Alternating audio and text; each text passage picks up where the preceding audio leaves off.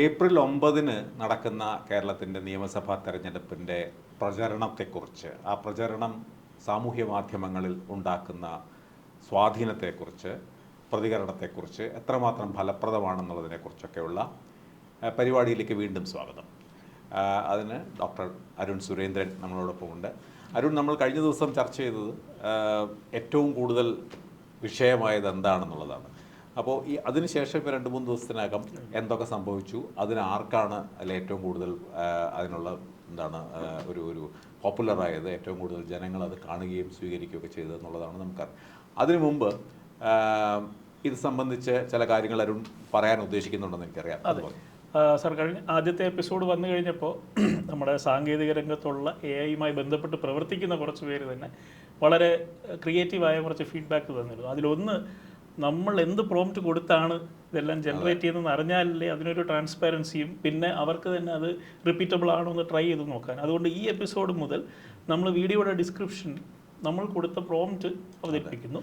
കൂടാതെ ഒരു ഡാഷ്ബോർഡും, അതായത് ഏതൊക്കെ സോഷ്യൽ മീഡിയ ഹാൻഡിലുകളാണ് നമ്മൾ ട്രാക്ക് ചെയ്യുന്നത്, അതിൽ വരുന്ന ലൈക്സ്, കമന്റ്സ്, മാറ്റങ്ങൾ, ഇതെല്ലാം AI പ്ലാറ്റ്ഫോമുകൾക്ക് കൊടുക്കുന്ന പ്രോംപ്റ്റ്. കാരണം ഇത് AI ആണ് നമുക്ക് വേണ്ടി ഇത് ചെയ്തു തരുന്നത്. ഇതിൽ മനുഷ്യരുമായിട്ട് നമുക്ക് ഹ്യൂമൻ ഇന്റലിജൻസ് അല്ല, ആർട്ടിഫിഷ്യൽ ഇന്റലിജൻസ് ആണ്. അപ്പോൾ അങ്ങനെ ഒരു ഡാഷ്ബോർഡും കൂടി തയ്യാറാക്കിയാൽ അതും ഇതിനകത്ത് ഹെൽപ്പ് ചെയ്യും. രണ്ടാമത് പോയിന്റ് ഔട്ട് ചെയ്തൊരു കാര്യം, ഇതിന് ഡേറ്റയ്ക്ക് ഒരു ഗ്രാനുലാരിറ്റി ഇല്ല. കോൺസ്റ്റിറ്റ്യുവൻസി വൈസ് ഓരോ സംഭവങ്ങൾ നടക്കുന്നു. നമ്മൾ ലാർജ് സ്കെയിൽ, വിവിധ മണ്ഡലങ്ങളിൽ വിവിധ തലത്തിൽ വ്യത്യസ്ത തലത്തിലൊക്കെയാണ് കാര്യങ്ങൾ നടക്കുന്നത്. അതൊന്നും നമ്മൾ കാണുന്നില്ല എന്നുള്ളതാണ്. അപ്പോൾ ഇതിലിപ്പോൾ ആര് ജയിക്കുന്നു, ആര് ലീഡ് ചെയ്യുന്നു എന്നുള്ളത് ചിലപ്പോൾ ഒരു കോൺസ്റ്റിറ്റ്യുവൻസി ലെവലിൽ തന്നെ മാറി മറിഞ്ഞ് നിൽക്കുന്നു. പിന്നെ ഒരെണ്ണം, ഡേറ്റയുടെ അവൈലബിലിറ്റി. നമുക്കിപ്പോൾ സോഷ്യൽ മീഡിയയിൽ കാണുന്നത് വെച്ചിട്ടാണല്ലോ ഈ തീരുമാനങ്ങൾ. വളരെ ക്ലിയറായ ഡേറ്റ ഉണ്ടായിരുന്നെങ്കിൽ കുറച്ചുകൂടെ ഇൻട്രസ്റ്റിംഗ് ആയ കാര്യങ്ങൾ അഡ്രസ്സ് ചെയ്യാമായിരുന്നു. ഫോർ എക്സാമ്പിൾ, നമ്മുടെ 18-നും 25 വയസ്സിനും ഇടയ്ക്കുള്ള വോട്ടർമാർ, പുതിയ വോട്ടർമാർ, അവരെത്ര ശതമാനം കഴിഞ്ഞ പോളിംഗിൽ വന്നു, ഈ പഞ്ചായത്ത് ഇലക്ഷൻ എത്ര പേര് വോട്ട് ചെയ്തു. അപ്പോൾ ഇങ്ങനെയുള്ള ഡേറ്റ നമുക്ക് അവൈലബിൾ അല്ല. അതുണ്ടായിരുന്നെങ്കിൽ കുറച്ചുകൂടെ ഇൻട്രസ്റ്റിംഗ് ആയിട്ട്. അതിനു മുമ്പ് കഴിഞ്ഞ തവണ കണ്ടിട്ടില്ലാത്തവർക്ക് വേണ്ടി പറയുകയാണ്, ഇത് ഈ 3 രാഷ്ട്രീയ പ്രസ്ഥാനങ്ങളും തെരഞ്ഞെടുപ്പ് സംബന്ധിച്ച് നടത്തുന്ന സാമൂഹ്യ മാധ്യമങ്ങളിൽ, അല്ലെങ്കിൽ അവർ നടത്തുന്ന പ്രചരണങ്ങൾക്ക് സാമൂഹ്യ മാധ്യമങ്ങളിൽ എത്രമാത്രം അതിന് സ്വാധീനം ചെലുത്താൻ കഴിയുന്നുണ്ട്, ആർക്കാണ് അതിൽ മേൽക്കൈ എന്നൊക്കെ അറിയാൻ വേണ്ടിയിട്ട് 3 AI നിർമ്മിത ബുദ്ധി പ്ലാറ്റ്ഫോമുകളോട് ഞങ്ങൾ ചോദിച്ച ഉത്തരം തേടിയ അതാണ് ഇവിടെ വിവരിക്കുന്നത്. അതുകൊണ്ട് അവരാണ് ഈ 3 നിർമ്മിത ബുദ്ധി പ്ലാറ്റ്ഫോം, ജെമിനി, ChatGPT, അവർ 3 പേരും ആ 3 പ്ലാറ്റ്ഫോമാണ് ഇത് സംബന്ധിച്ച് അനലൈസ് ചെയ്യുന്നത്. കാരണം ഈ സാമൂഹ്യ മാധ്യമങ്ങളിൽ എങ്ങനെ ഉണ്ടായിരുന്നു ഇവരുടെ പ്രചരണം, ആ ഫലമാണ് ഞങ്ങൾ നിങ്ങളോടൊപ്പം പങ്കുവയ്ക്കുന്നത്. കഴിഞ്ഞ ആഴ്ചയിലെ ഏതാനും ദിവസങ്ങൾക്ക് മുമ്പുള്ളതുപോലെ ഇപ്പോഴും മുഖ്യമന്ത്രി പിണറായി വിജയൻ തന്നെ ഒരു പരിധി വരെ ഇത് ഡോമിനേറ്റ് ചെയ്തു എന്ന് പറയാം. കഴിഞ്ഞ വീട്ടിൽ പോയി ചോദിച്ചാൽ മതി എന്നുള്ളത് വളരെയധികം ട്രാക്ഷനും അതിനോടനുബന്ധിച്ച് മറ്റ് 2 മുന്നണികളുടെ റെസ്പോൺസും ഇത് മുഖ്യധാരാ മാധ്യമത്തിലും അതുപോലെ വന്നു. ഇതിന് അതേപടി തന്നെ ഈക്വലി ഇമ്പോർട്ടൻ്റ് ആയിരുന്നു തോമസ് ഐസക്കും പിഷാരടിയും തമ്മിലുള്ള കോമാളി എന്നുള്ള റെഫറൻസും. അപ്പോൾ ഇത് രണ്ടും നോക്കുകയാണെങ്കിൽ നമുക്ക് മനസ്സിലാവും നെഗറ്റീവ് കോണോട്ടേഷൻസ് ആണ്.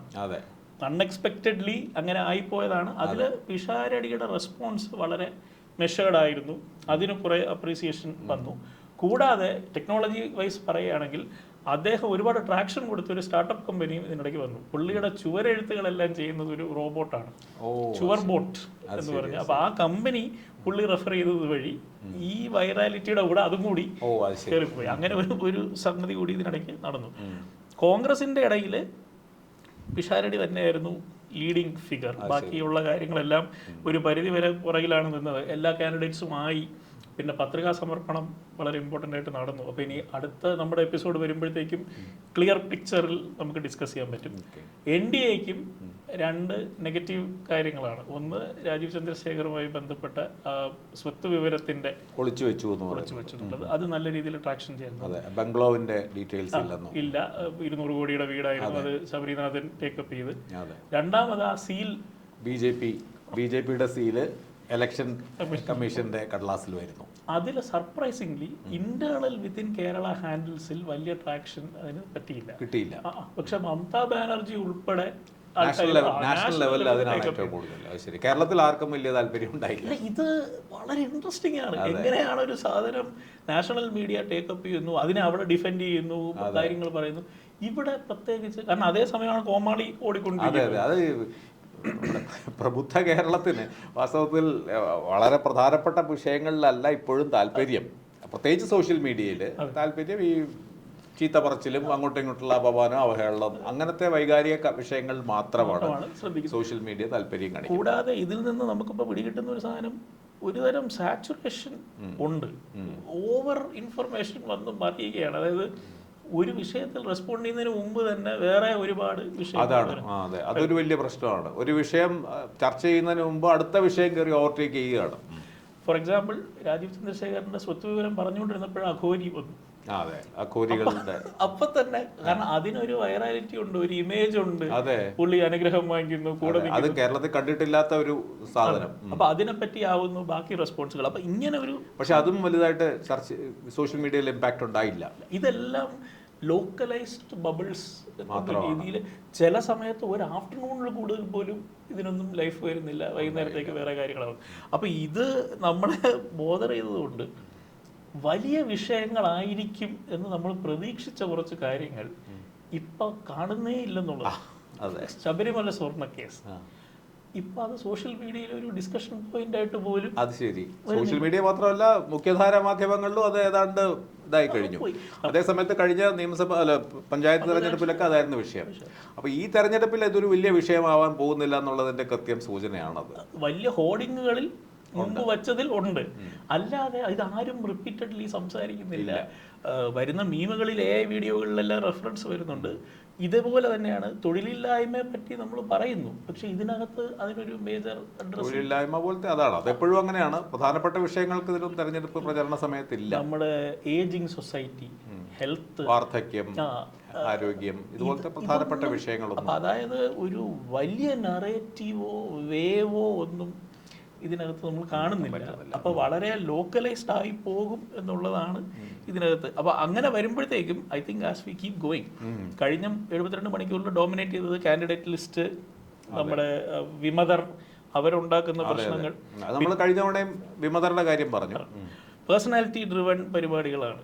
എന്തൊക്കെയാണ് ഈ MLA ഇങ്ങനെയായിരുന്നു, മറ്റേ സ്ഥാനാർത്ഥി ഇങ്ങനെയാണ്, ഇവരുടെ പ്രശ്നങ്ങളുണ്ട്. പിന്നെ ചെറിയ ചെറിയ ഈ പഞ്ച് ലൈനുള്ള വൈറൽ ക്ലിപ്പുകൾ, വലിയ ഇന്റർവ്യൂവിൽ നിന്ന് ചെറുതായി അടർത്തി മാറ്റിയ സാധനങ്ങൾ വിത്ത് മ്യൂസിക്, അങ്ങനെ ഒരു സാധനം റിമെയിൻ ചെയ്യുമ്പോൾ I think every day has started matter. ഇതിലേതെങ്കിലും ഒന്ന്, ഇപ്പൊ നമ്മളൊരു ചാനൽ നടത്തുന്ന ആൾ ചിന്തിക്കുന്ന പോലെ എപ്പോഴെങ്കിലും ഒരു സാധനം വൈറലായി കഴിയുന്നതോടുകൂടി ബാക്കി ആ പ്രതീക്ഷയിലാണോ മൊത്തം ക്യാമ്പയിൻ റൺ ചെയ്യുന്നത് എന്ന് പോലും ഒരു പരിധി. ഇപ്പൊ ഇതിനകത്ത് നമുക്ക് ഈ സോഷ്യൽ മീഡിയയിൽ പ്രതിഫലിക്കുന്ന ഈ പ്രവണതകൾ വാസ്തവത്തിൽ എത്രമാത്രം അത് യാഥാർത്ഥ്യമായി, കാരണം യഥാർത്ഥത്തിലുള്ള തെരഞ്ഞെടുപ്പ് മത്സരങ്ങളിലോ തെരഞ്ഞെടുപ്പ് പ്രചരണ പോരാട്ടങ്ങളിലും ഏതാണ്ട് സമാനമായിരിക്കും എഫക്റ്റ്. കാരണം അവിടെ ഒന്നും ഇതിനൊന്നും ഇമ്പാക്റ്റ് ഉണ്ടാവാൻ പോകുന്നില്ല. ഞങ്ങളും ഈ ആക്ച്വൽ നമ്പേഴ്സ് എടുക്കുമ്പോൾ ഒരു സബ്സ്ക്രൈബർ ബേസ് ഒരുപാട് കാണും, 10 ലക്ഷം 20 ലക്ഷം. പക്ഷേ ഇതിൽ ലൈക്ക് എടുത്താൽ, വ്യൂസ് എടുത്താൽ 80,000 20,000, നമ്മൾ 2.7 crore വോട്ടേഴ്സിനടുത്താണ് ഈ സംസാരിക്കുന്നത്.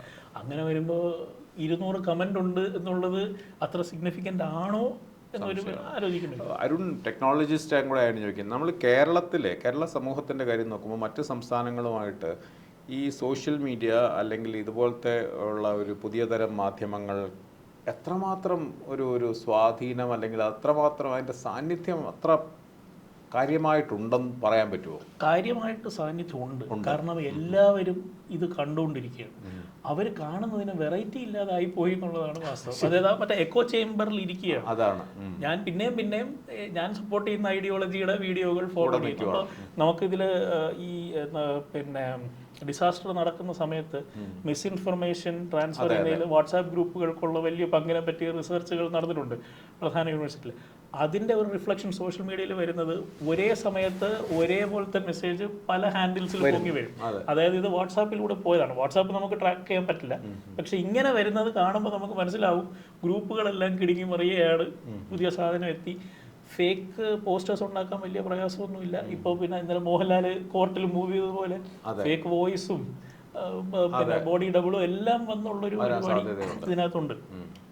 ബട്ട് ക്രിട്ടിക്കലി ചില കാര്യങ്ങൾ ഇലക്ഷനോട് അടുക്കുമ്പോൾ, കഴിഞ്ഞ പ്രാവശ്യം ഞാൻ ചൂടിന്റെ കാര്യം പറഞ്ഞു, ഇപ്രാവശ്യം വളരെ ഇൻട്രസ്റ്റിംഗ് ആയിട്ട് എനിക്ക് തോന്നുന്നത് ഇലക്ഷൻ ഒരു തേഴ്സ്ഡേ ആണ്. അതിനടുത്ത ദിവസവും ഫ്രൈഡേ ആയി കഴിയുമ്പോഴത്തേക്കും മിക്കവാറും ഇലക്ഷൻ ഡ്യൂട്ടിയുമായി ബന്ധപ്പെട്ട് ട്രാവൽ ചെയ്തിട്ടുള്ള ആൾക്കാർ തിരിച്ചു വരാനുള്ള സാധ്യത വളരെ കുറവും. ശനി ഞായർ വീക്കെൻഡ് വരുന്നു, പിന്നെ അത് ലോങ് വീക്കെൻഡ് അല്ല, മൺഡേ കഴിഞ്ഞാൽ വീണ്ടും നമുക്ക് 2 ദിവസം പബ്ലിക് ഹോളിഡേ, വിഷുവും അംബേദ്കർ ജയന്തിയും വരുന്നു. അതായത് ഒരു വലിയ ഒരാഴ്ചയോളം അവധിയാണ്. ഇതെങ്ങനെ ഒരു വോട്ടറുടെ മൈൻഡ് സെറ്റിനെ, ഇപ്പോൾ ഞാനൊരു കോളേജ് നടത്തുന്ന ആളായതുകൊണ്ട് ഇങ്ങനെ കലണ്ടറിൽ ചുവപ്പ് കണ്ടു കഴിയുമ്പോൾ തന്നെ ട്രിപ്പിന്റെ പരിപാടികളിലേക്കാണ് പോകുന്നത്. അപ്പോ പോളിംഗ് സ്വല്പം കുറഞ്ഞാൽ അത്ഭുതപ്പെടാനില്ല, ഈ അവധി കാരണവും ചൂടും. അതുപോലെ എപ്പോഴാണ് ടൈമിംഗ് എന്നുള്ളത്. അപ്പോൾ ഗ്രാസ് റൂട്ട് വർക്ക് ചെയ്യുന്നവർക്ക് സോഷ്യൽ മീഡിയയിലൂടെ ഒരു കോൺഫിഡൻസ് ലഭിക്കാം. ബട്ട് ഐ തിങ്ക് അത് ഓവർ കോൺഫിഡൻസ് ആയത് എല്ലാ പാർട്ടികളും അനുഭവിച്ചിട്ടുണ്ട്. 21-ൽ UDF-ഉം ഇപ്പോൾ പഞ്ചായത്ത് ഇലക്ഷനിൽ LDF-ഉം ഇതിന്റെ ഫലം അറിഞ്ഞവരാണ്. അപ്പൊ അത് ശ്രദ്ധിച്ചു പോകുന്നതായിരിക്കും മുമ്പ്. പിന്നെ ഈ പറഞ്ഞതുപോലെ ഇന്നിപ്പം നമ്മൾ സംസാരിച്ചുകൊണ്ടിരിക്കുന്ന ഈ ഇടയ്ക്ക് തന്നെ കോൺട്രവേഴ്ഷ്യൽ വിഷയങ്ങൾ നിറയുകയാണ്, സംഭവങ്ങൾ വരുന്നുണ്ട്. ഇപ്പൊ പ്രതിഭ MLA-യുടെ കോൺട്രവേഴ്സി വന്നു, അതേപോലെ ഗൾഫ് ടൂറും യാത്ര കോൺഗ്രസിനിടയ്ക്കാണെങ്കിൽ ഇപ്പോൾ ചെന്നിത്തലയാണോ CM, അങ്ങനെയാണെങ്കിൽ അപ്പൊ അതിന്റെ റിയാക്ഷൻ. അതെ, അപ്പൊ ഇതിപ്പോ നമ്മൾ ഈ രണ്ടും ഈ പറഞ്ഞ പോലെ വീട്ടിൽ പോയി ചോദിക്കാനും മറ്റേതൊക്കെ ആണെങ്കിൽ അടുത്ത 2-3 ദിവസം ഇതൊക്കെ ആയിരിക്കാം പ്രധാനപ്പെട്ട വിഷയം, അൺലെസ് വേറെ എന്തെങ്കിലും ഉയർന്നു വരണം. അപ്പോൾ ഇത് ഒരു ഹ്യൂജ് ടേണിംഗ് ഇതിനകത്ത് നടക്കുന്നുണ്ട്. ഇത് ഇപ്പൊ AI ഉപയോഗിച്ചത് കൊണ്ടാണ് നമുക്ക് ഇത്രയെങ്കിലും ക്യാപ്ചർ ചെയ്യാൻ പറ്റുന്നത് ഇങ്ങനെയൊക്കെ കാര്യങ്ങൾ. അപ്പോൾ ഒരു ശരാശരി വോട്ടറെ സംബന്ധിച്ചിടത്തോളം if you are stuck on social media, bias എന്ന് പറയുന്ന സാധനം വളരെ ഇമ്പോർട്ടൻ്റ് ആയിട്ട് കൺസിഡർ ചെയ്യേണ്ടതാണ്. ഇതായിരിക്കാം ഒരുപക്ഷെ ഫൈനൽ റിസൾട്ട് വരുമ്പോൾ വളരെ ഷോക്കിംഗ് ആയി തോന്നാം, ഇങ്ങനെയൊക്കെയാണോ സംഭവിച്ചത്, കാരണം എൻ്റെ ഫീൽഡിലൊന്നും ഇതൊന്നും ഇല്ലായിരുന്നു. അപ്പൊ ഇതിലേക്ക് ഒരു മെന്റൽ പ്രിപ്പറേഷൻ വേണ്ടി വരും. അപ്പൊ ഈ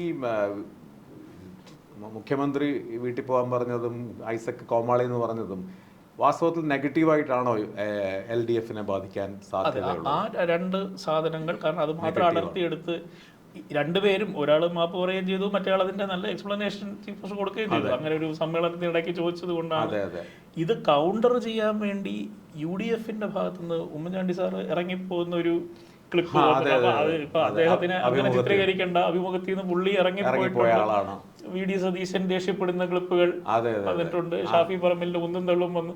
അപ്പൊ ഇത് മാച്ചിങ് ഇങ്ങനെ പോകുന്നുണ്ട്, തിരിച്ചും 2 പക്ഷത്തിനും അടി കിട്ടുന്ന പോലെയുണ്ട് പരിപാടി. എന്തായാലും നെഗറ്റിവിറ്റി റൂൾസ് അല്ലേ, യാതൊരു സംശയവും വേണ്ട. ഇതില് പോസിറ്റീവായിട്ട് സ്റ്റേറ്റ് എങ്ങനെ മുന്നോട്ട് പോകണം എന്നുള്ളൊരു ചിന്തയോ വികസനം ഒരു ബേസായി പറഞ്ഞു പോകുന്നെങ്കിലും സോഷ്യൽ മീഡിയയിൽ ചെലവാകണമെങ്കിൽ എന്തെങ്കിലും അതില് പഴയ 90s 2000s സിനിമകളിലെ ഏതെങ്കിലും മീമുമായിട്ട് കൂട്ടിയോജിപ്പിക്കാൻ പറ്റുമെങ്കിൽ അത്രയും നല്ലത്. ഇത് ലോകം മുഴുവൻ അങ്ങനെയല്ലേ സോഷ്യൽ മീഡിയ, നമ്മുടെ മലയാളിയുടെ മാത്രം പ്രശ്നമല്ല. അല്ല, നമ്മള് തുടങ്ങിയ കാലത്ത് സോഷ്യൽ മീഡിയ ലോകത്തിനെ നന്നാക്കുമെന്ന് വിചാരിച്ചിട്ട് 5 വർഷം കൊണ്ട് അതൊരു ഏജ് ഓഫ് ഇന്നസെൻസ് ആയിരുന്നു, അത് പോയി. അപ്പൊ അതേപോലെ ഇനി AI-ക്കുള്ളിൽ ഇതിന്റെ ബേസുകൾ, ബയസുകൾ കയറുമ്പോൾ എങ്ങനെയാകും? ഇത് ഒരു നമ്മളെ സുഖിപ്പിക്കാൻ വേണ്ടി ഒരുപാട് കാര്യങ്ങൾ പറയുന്ന ഒരു പ്ലാറ്റ്ഫോമാണ്. ഇപ്പൊ രാവിലെ എഴുന്നേറ്റ് LDF വിജയിക്കുന്നതല്ലേ നല്ലത് എന്ന് ചോദിച്ചാൽ അതേ സാർ അങ്ങനെ പറയും. പക്ഷെ UDF വന്നാലല്ലേ നല്ലത്, അത് നല്ലതാണ്. അത് ഒരാൾ ചൂണ്ടിക്കാണിച്ച ഒരു കാര്യം, നിങ്ങളിപ്പോ ചെറ്റത്തരം എങ്ങനെ ഉണ്ടായിരുന്നു എന്ന് നിങ്ങൾ ചോദിക്കുന്നത് കൊണ്ടല്ലേ അതിനെപ്പറ്റി അങ്ങനെ കിട്ടുന്നത് എന്ന് ഉള്ളൊരു പ്രശ്നം, പ്രോംപ്റ്റിന്റെ പ്രശ്നം. അത് പ്രോംപ്റ്റിലുള്ള ബയസാണ് അത് എന്ന് പറയാൻ പറ്റും. ഇല്ല, ചെറ്റത്തരം എന്ന് പറയുന്നത് നമ്മുടെ ജനറലി കൊടുത്തതിനകത്ത് നിന്നാണ് ഏറ്റവും ഫേമസ് ആയത്, അതാണ് നമ്മളങ്ങോട്ട് സജസ്റ്റ് ചെയ്തതല്ല. പിന്നെ അത് നമുക്ക് ക്ലിയർ ആയി. പക്ഷെ ഇതേ സമയം ഇനി നമ്മൾ വരുന്ന എപ്പിസോഡുകളിൽ ഇപ്പോൾ എല്ലാ കാൻഡിഡേറ്റ്സും റെഡിയായി, പത്രികകൾ തള്ളാനുള്ളത് തള്ളി, ബാക്കി കോഡ് ഓഫ് കണ്ടക്ട് ഒക്കെ ആയ സ്ഥിതിക്ക് ഇനി വരുന്ന എപ്പിസോഡിൽ നമുക്ക് ചില കോൺസ്റ്റിറ്റ്യുവൻസീസിൽ ശ്രദ്ധിക്കാം. അപ്പോൾ അവിടെ നമ്മൾ വീണ്ടും പ്രോംപ്റ്റ് റിഫൈൻ ചെയ്ത് നേമത്ത് എന്ന് നടക്കുന്നു, കോന്നിയിൽ എന്ന് നടക്കുന്നു, പാലക്കാട് സ്ഥിതി എന്താണ്, അതെനിക്ക് തോന്നുന്നു കുറച്ചുകൂടെ ഇൻട്രസ്റ്റിംഗ് ആയിട്ടൊരു ഹീറ്റ് മാപ്പ്. ഈ കഴിഞ്ഞ തവണ ഉണ്ടായ ചെറ്റത്തരം അല്ലെങ്കിൽ ഡീൽ മുതലായ വിഷയങ്ങൾ അത് ഈ ആഴ്ചയിലേക്ക് നീളുന്നുണ്ടോ? അതോടുകൂടി അവസാനിച്ചു. ടീമിന്റെ പരിപാടി ഇപ്പൊ കേൾക്കുന്നില്ല, പെട്ടെന്ന് കോമാളി ഇതുമെല്ലാം വന്നു. അത് ശരി, അതൊരു വളരെ പ്രധാനപ്പെട്ട സംഗതിയാണ്. നമ്മൾ പറഞ്ഞുകൊണ്ടിരുന്നല്ലോ അറ്റൻഷൻ സ്പാൻ ചെറുതായി, അത് വളരെ ക്ലിയർ ആയിട്ട് ഇവിടെ ഡെമോൺസ്ട്രേറ്റ് ശരി, ഈ സ്വർണ്ണക്കൊള്ളയുടെ കാര്യം പറഞ്ഞ പോലെ അത് വളരെ പഴയ യുഗത്തിലെ ചർച്ചയായി. ഇത് ചരിത്രവും ഇതെല്ലാം കഴിഞ്ഞു. അപ്പോൾ I think people are picking and choosing. സ്വർണ്ണക്കൊള്ള കൊണ്ട് ഞാൻ എൻ്റെ മൈൻഡ് മേക്കപ്പ് ചെയ്ത് വെച്ചിട്ടുണ്ട്. ഇനി I will only take things that will support my view. ഇതാണ് ആരാണ് നറേറ്റീവ് കൈകാര്യം ചെയ്യുന്നത്, അവർ ലീഡ് ചെയ്യുന്നു എന്നുള്ള.